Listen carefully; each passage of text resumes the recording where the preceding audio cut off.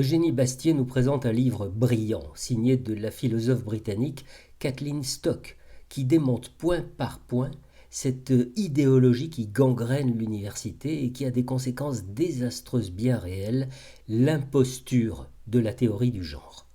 Non, écrit-elle, être une femme, ça n'est pas qu'un ressenti.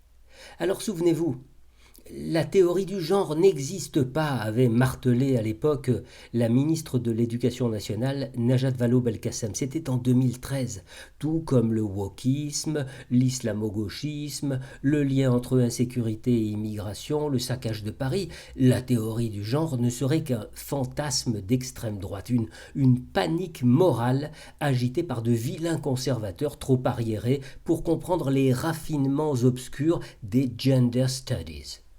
Il y a encore 10 ans, le combat contre ces théories farfelues n'agitait qu'une poignée de catholiques. Ils avaient en réalité une longueur d'avance. Aujourd'hui, de plus en plus de voix s'élèvent dans le milieu libéral et universitaire pour dénoncer cette science militante aux effets désastreux.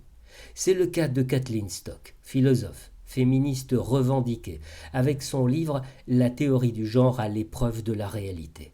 Elle est elle-même une victime de la cancel culture, qui n'existe pas non plus, c'est bien connu, puisqu'elle a dû démissionner de son poste de professeur de philosophie à l'université du Sussex, après une campagne d'une intensité et d'une hostilité folle menée contre elle par des activistes trans.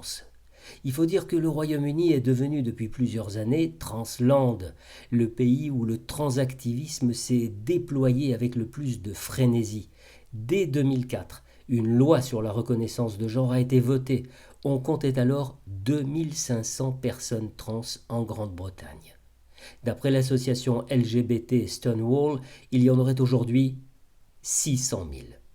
Comme l'écrivait l'écrivain J.K. Rowling, le crime de Kathleen Stock est d'avoir rappelé qu'être une femme n'était pas un ressenti, mais une réalité charnelle et biologique.